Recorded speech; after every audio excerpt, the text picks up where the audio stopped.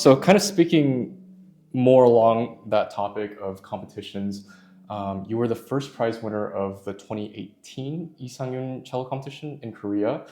Can you share with us a little bit about some unique qualities in Isangyun's music that you find compelling, and also share with us a little bit about, um, as a Korean, if you feel drawn or more, if you relate to his music in a deeper way. hmm So I wasn't aware of his music very much before participating in the competition. And I think it was a really deeply meaningful experience for me, not because I did well in the competition, but that journey of discovering his music and the preparation process helped me reconnect with myself and with my roots. It helped me understand, to think about at least more actively what being a Korean means to me, how Korea is perceived in this world, and specifically in the classical music world. And I mean, I'm Korean, yes, I was born there, but I grew up in the States more or less. Yeah. And Korea also has been evolving as a country a lot. So understanding my relationship with what it means for me to be Korean, right? So, and everyone is going to have a different journey in that discovering self-identity. I think it started with reading a bit about him as a composer, his life. Yeah.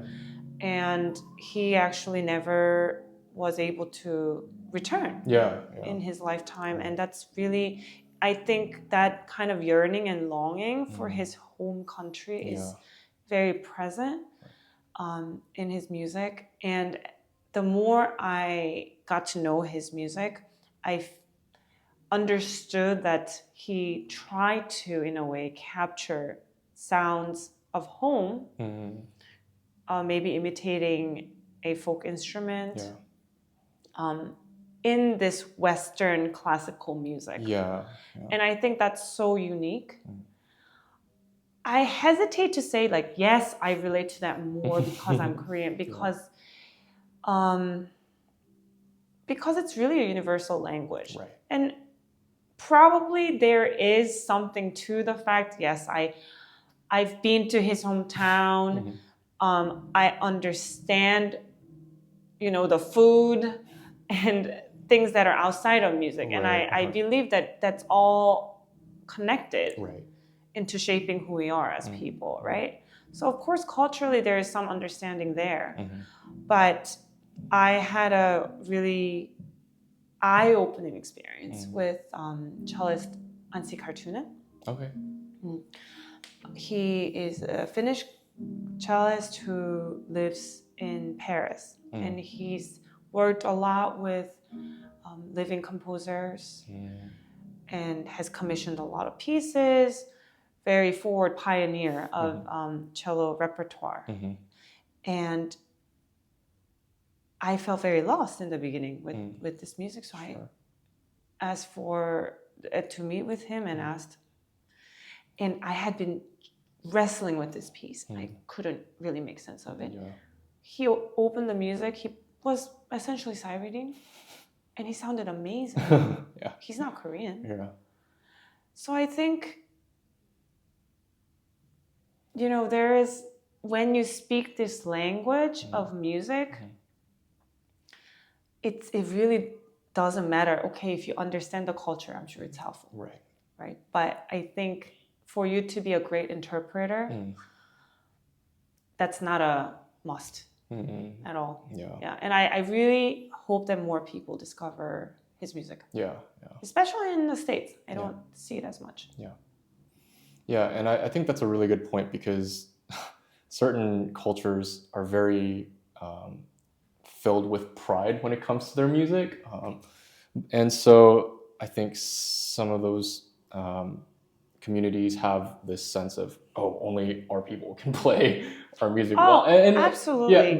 and you know, it's like you said, music is universal, and I think, of course, like you said, if you're able to understand the culture more, maybe that will help in your growth with the music. But again, it's, you know, it's not like one group is only able to play a certain Right. genre of music. So, I mean, I've personally encountered that kind of stereotypes too, of Germans knowing their music the best, yeah. or the French. And Yeah. yes, there is truth to that. I don't deny it, because it's about exposure, right? So if you've been exposed in the culture again, and there's so many ties to the language, I think, with music, Right.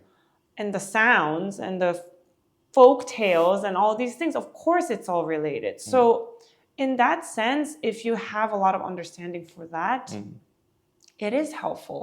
But there's so many layers of what it requires for you to express yourself on an instrument, that just knowing the culture, if you don't have the instrumental skills, is also not enough. Sure.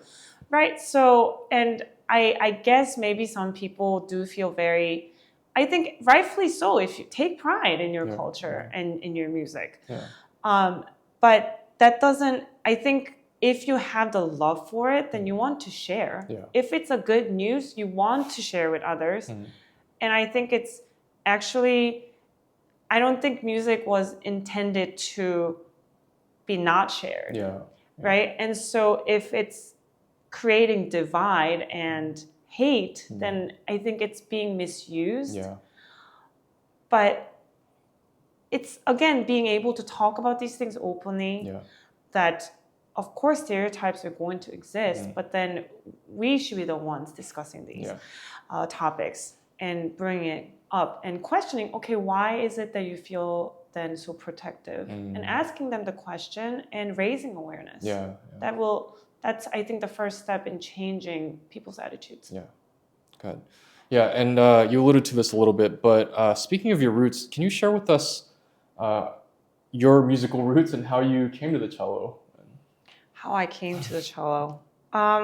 There isn't like an amazing story about that, but I was a very curious child. I think I'm still a curious person, I hope. And I did many things.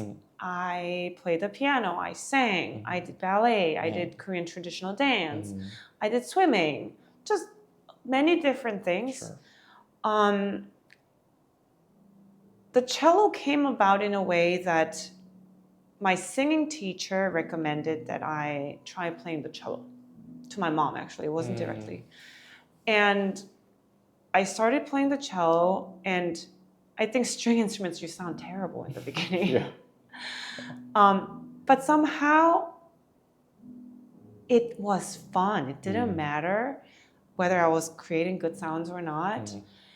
And I believe that everyone has their sort of like inner animal thing. I believe everyone has an inner spirit, or maybe, inner spirit, and the voice that speaks to you, and it's represented in a, maybe the octaves the range that this instrument captures, or maybe the timbre and the sound that it has. But I think somehow cello was that right tool that clicked with me. I think the music was always there, but when I met cello, somehow it clicked more that I was able to be more free than playing the piano or singing. And so I think my progress in cello was faster than other things that I was doing. And I think it's really positive encouragement that sort of brought me here, because I liked being good at something. And I liked also the hard work that it entailed, that it required of me. I Right. enjoyed having a goal and seeing improvements. And I could see it with the cello, and it made me, in a way, work harder in that sense. And I think that's how, it wasn't that I planned, yes, I'm going to be a cellist and this is my life. It was more gradual than that. Yeah. And I'm curious, did you ever ask your voice teacher why she thought you should? No, because I lost touch. Okay. If we cross paths again, I would love to. Yeah. I'm so glad cello is my instrument. Yeah. I do think if I analyze it, I love the range. It's very comforting. It's close to the human voice. I also love the physical involvement and that it's so close to our heart. Right. And it vibrates on your body, Right. literally. Right. On your heart. And I think I love that physical sensation that cello gives. Yeah, yeah. And at what age did you start the cello or transition to the cello? I was around 7 when I started. Wow, so you must have been like really young when you started voice lessons then. Probably maybe just 6.5. Okay, it wasn't that I was going on, but I did a little bit of this and that. Okay. Yeah.